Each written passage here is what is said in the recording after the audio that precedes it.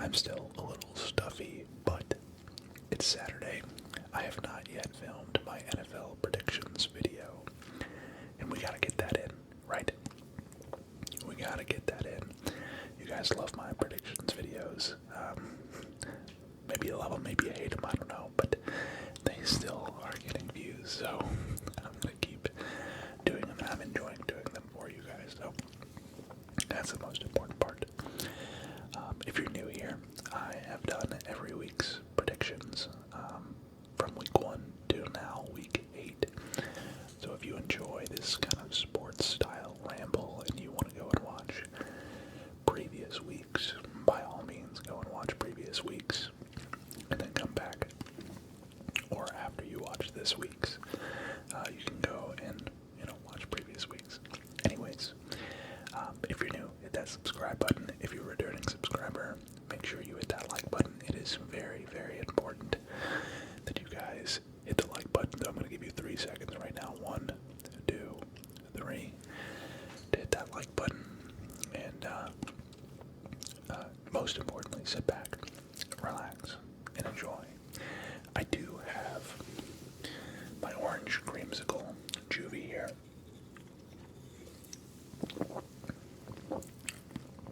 It's so damn good. I just woke up. We're doing this first thing Saturday morning, so. Alright. Week 7. I went 11-4, so we're back-to-back weeks of having 10 plus guesses right. Like I said in the previous week,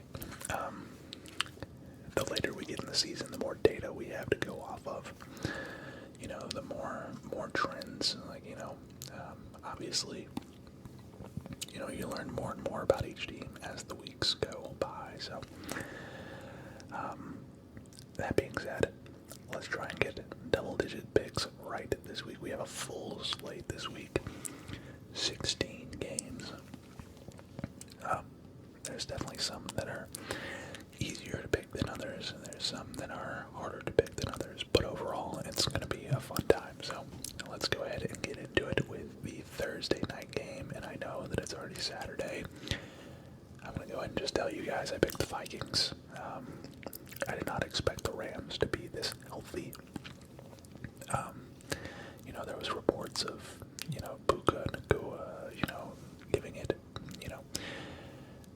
a go. They really underplayed how healthy he was actually going to be. Typically when you hear they're going to practice or they're going to warm up and see how they feel kind of deal, typically that means, in my experience, they're probably going to sit. And he did not sit. And Cooper Kupp was also back. And of course there was the Cooper Kupp trade rumors and stuff. So I was thinking the Vikings. I was wrong. Vikings take back-to-back losses. I bet on the Lions last week, so I won that week, or I won that bet. And then I flipped back to the Vikings this week, and they lost. So it's tough. Matthew Stafford is looking like $1 million, to be honest. It's crazy how much better a quarterback can look when he has weapons to throw to, so congrats to the Rams. Next we have Ravens and Browns, and I'm not even going to spend too much time on this. I'm going to take the Ravens. Man, say what you want about Deshaun Watson. His off-the-field antics, his on-the-field play, nobody deserves to have their Achilles tendon snap the way that his did on Sunday. It was very gross.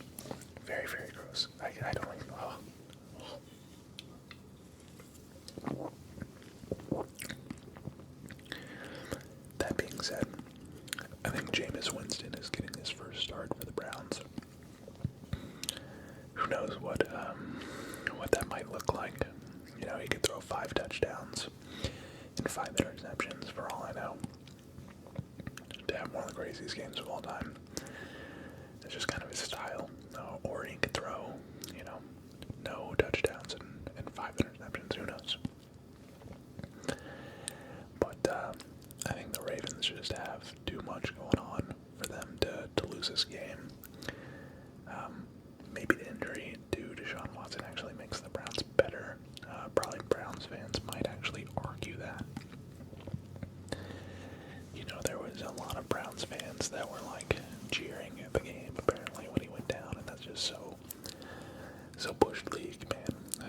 You gotta be a special kind of weirdo to celebrate an injury like that, especially one so gruesome. So moving on, we have Lions and Titans, and this one is going to be another simple pick here. I'm taking the Lions. I don't see them losing to the Titans. I don't see them losing many games for the rest of the season, for that matter. They look incredible. Last week they played the Vikings, the undefeated Vikings, and won. Yeah, they're rolling. They are rolling. The Lions are rolling right now. I feel bad that they lost Aiden Hutchinson, but I feel like they'll probably make a trade before the deadline for something, or maybe not. I don't know. Maybe they just want to do it how they've been doing it, and just see what they can do. But yeah, the Lions are. I don't see how they're not the odds-on favorite to win the Super Bowl at this point. Halfway through the season, they just look so good. I don't see anybody stopping them. And it's definitely not going to be the Titans. Mason Rudolph, I believe, is their starter now. God, I sound so stuffed up. I'm sorry if I sound nasally. But I'm also breathing kind of close to the mic. I have to it's hard for me to breathe. So yeah, Texans, Colts. Still not a whole lot to go off of here. Just proof of their history, their what their portfolio, what their scope of work has looked like this season. The Texans have just been way more consistent. The Colts, Anthony Richardson, man, he is just not really that good. He's just not. And I'm sure, that might come as a shock to some because he looked just so good to start the season last year, but he's just, I feel like it was maybe just a little bit of, I don't want to say luck, but not knowing what to expect from him. So defenses didn't really know how to play against him, and now they probably do. With a little bit of film that he's shown, he's very inaccurate, close range. He's got a cannon, long range, but as far as making a simple check down pass, he's so inaccurate. So yeah, I mean, as a defensive coordinator, you probably play to that advantage. Just blitz the crap out of him, to be honest. That's what I would be doing. Next up, we have Eagles and Bengals. I kind of morphed those two together. I feel like the Bengals are trending up. They're 3-1 now, or sorry, 3-4 now. After starting the season, 0-4.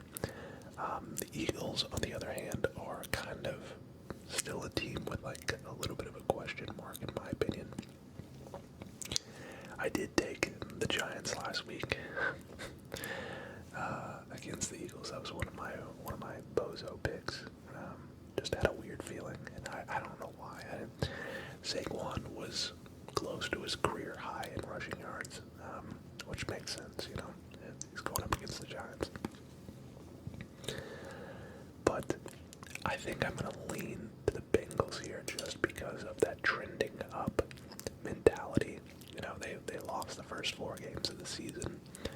I think it is the first 4 games of the season. Of course, they've only beat the Bengals. Sorry, the Bengals. They've only beat the Panthers, the Browns, and I don't remember who the other team was, but if it's not somebody notable, maybe the Bengals are frauds. I don't know. I think I just trust them to get a win at home more than I trust the Eagles to get a win on the road in this matchup. The Eagles' offense really isn't that great either. I think Jalen Hurts has kind of regressed a little bit, which is sad because I like Jalen Hurts. I really like Jalen Hurts. But I'm going to fade and go with the Bengals this week. Next, we have the Chargers at home against the Saints. And give me the Chargers. Again, the Saints are just not looking too hot. And fun fact, Spencer Rattler, I don't know if it's the real Spencer Rattler or not, but he follows me on TikTok. I don't know if that's something that, I don't know if it's the real Spencer Rattler or not. It seems to be, but yeah, the Saints just don't really have too much going for them at the moment. They took an embarrassing loss at home last week to the Broncos. Now they got to go on the road to to LA. Yeah, I'd be shocked. I'm pulling for Spencer Rattler now. Now that I remember, I completely forgot that he followed me like 3 years ago or so. I don't even remember how he found. I don't really know. Maybe it's a Spencer Rattler fan account, but he's linked his socials to all of his real socials, so I don't know. I don't know what to think of it. Would be pretty cool. So Spencer Rattler, if you're watching this, what's up? I appreciate you. And quite frankly, I see a lot of potential. I do. He looked pretty decent against the Bucks in the first half. There was a lot there. Anyways, Bills and Seahawks. Bills and Seahawks.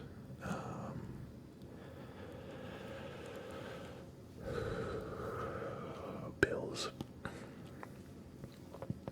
are trending up as well. Bills are another team that, probably preseason were a bigger favorite to go to the Super Bowl. Maybe not so much mid-season. I feel like they had some question marks throughout the year, but they did get a pretty convincing win against the Titans. And the Seahawks, of course, beat my Falcons this past week. Was not too happy about that. We played pretty bad. Plus DK Metcalf just kind of torches the Falcons. I don't know what it is. Give me the Bills here. I'm realizing I've probably taken all the favorites, but for good reason. Next we have the Commanders versus the Bears. Call me crazy. Jaden Daniels might not play this week. Are the Commanders the same team without Jaden Daniels? I don't know. Of course, Mariota came in and was throwing great balls, throwing great passes in Jaden Daniels' absence. But was that because they were game planning for Jaden Daniels? Was that because, I suppose they have similar skill sets, I guess. I think that's kind of why they went out and got Mariota in the offseason, is because they knew they were going to draft Jaden Daniels. But don't put it past Dan Quinn to get a win with Mariota at home against a rookie quarterback, Dan Quinn is such a good coach, man. He really is. I love Dan Quinn. Next, we have the Packers going to the Jaguars.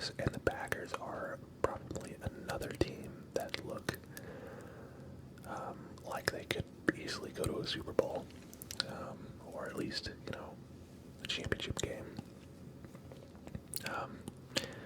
And the Jags are, they really need to blow it up. They really need to blow it up because they got Brian Thomas Jr., who is could very well be the best wide receiver in their draft class, to be honest. He's putting up numbers. The big question of the draft was, who's going to be the best, Rome Odunze, Malik Neighbors, or Marvin Harrison Jr. And Brian Thomas Jr. kind of has been an afterthought in that conversation, and he's been doing nothing but producing for the Jaguars since about like week 3. So, they need to try and do their best to keep him happy, because that dude is something special. Obviously, if they want to move on from Trevor Lawrence, then maybe this would be a good year to do that. If they do have, a top pick, they could go and draft, a potential replacement quarterback. But Cardinals and Dolphins. Tua, I believe, is back for the Dolphins. Give me the Dolphins here. It's very clear that this offense, or this team, is night and day without Tua. You had Tyreek Hill and Jalen Waddle last week, both with 0 yards. That's wild. Those are two of the top wide receivers in the league, and they literally had 0 yards last week. I don't even know. I gotta have a sip to that. That's crazy.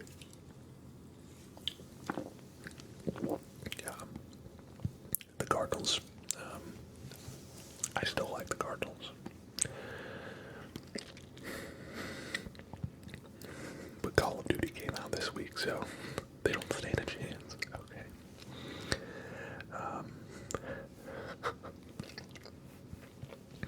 I'm kidding, of course. But not really. Give me the Dolphins. Jets, Patriots.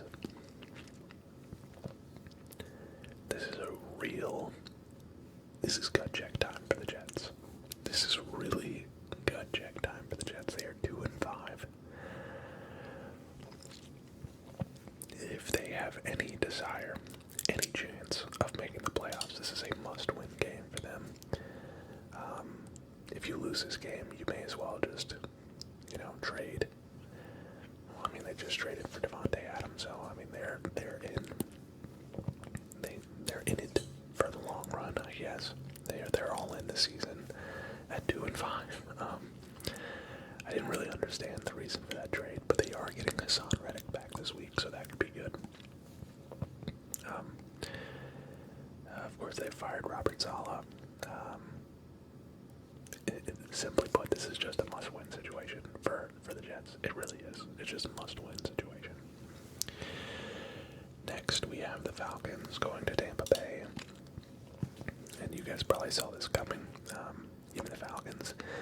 That game in Atlanta was one of the best games I've seen in my lifetime. Best NFL games. Of course, Kirk Cousins throwing for 500 passing yards. Absolutely insane. I don't see that happening again. However, the Bucs are not going to have Mike Evans. The Bucs are not going to have Chris Godwin. That is their number one wide receiver is going to be Sterling Shepard. Which actually, I like Sterling Shepard, but I just don't think that they have a chance because of medical reasons. And so for that reason, I'm going to go with the Falcons here. I'm actually really surprised that the Falcons are only 3.5-point favorites in this game. I'm definitely taking the Falcons in just about every play that I do this weekend. Alright, we got the Panthers and the Broncos. And Broncos. Panthers, I don't know what they need to do. I saw a TikTok. I don't remember who it was. It was probably like Barstool or some football podcast somewhere.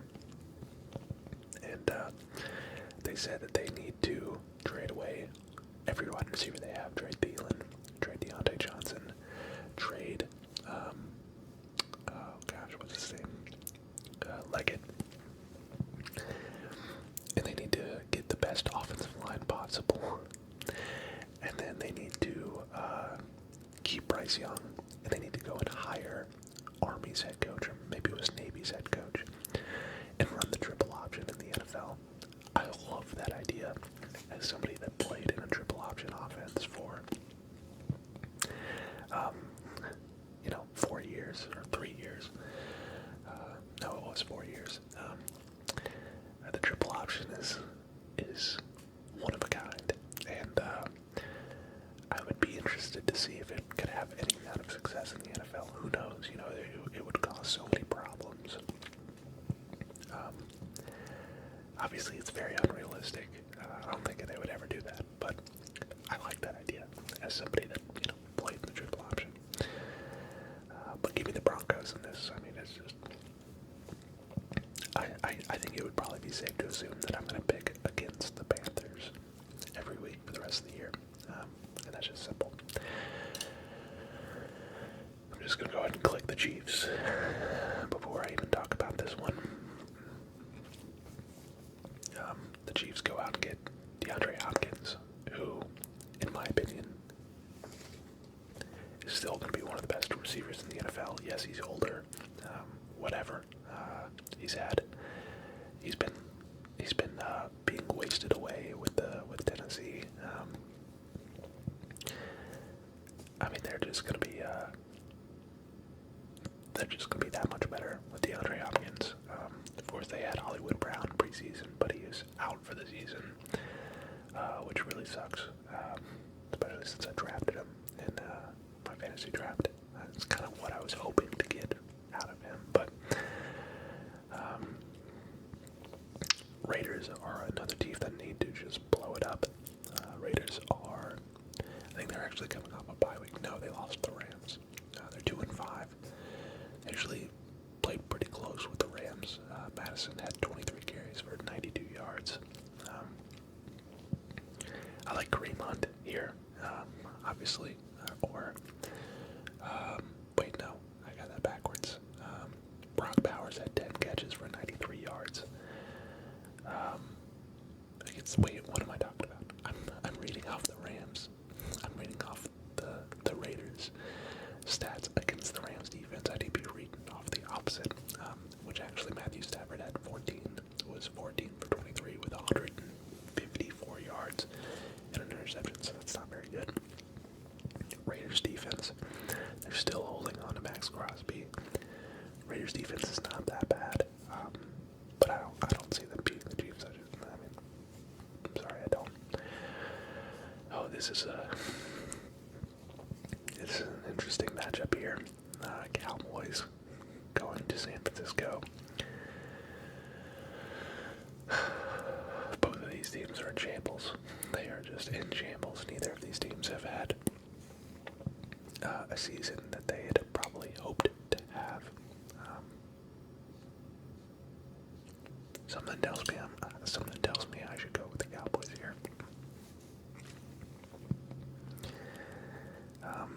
49ers are going to be without Ayuk. They're going to be without possibly Debo. I don't know if he's still out, or just know Ayuk is definitely out. Christian McCaffrey might be back this week, actually.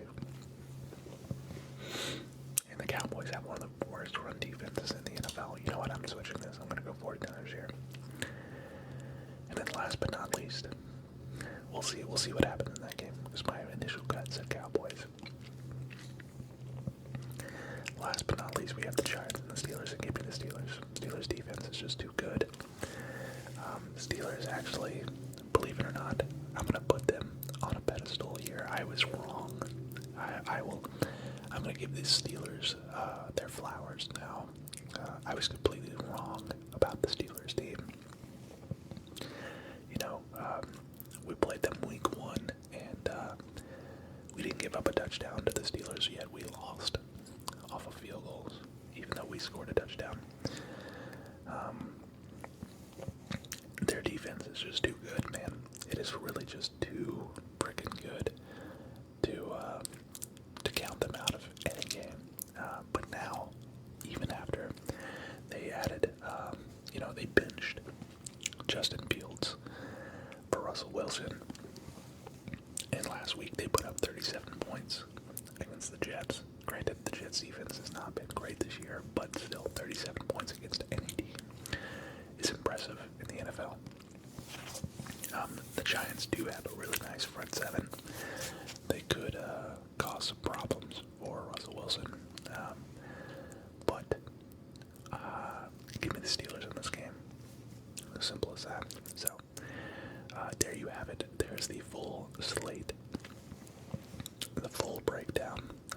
obviously I already got the Vikings wrong, so I'm starting off with a loss, but I'm actually really confident in the rest of these teams. Not gonna lie, so if you enjoyed this video,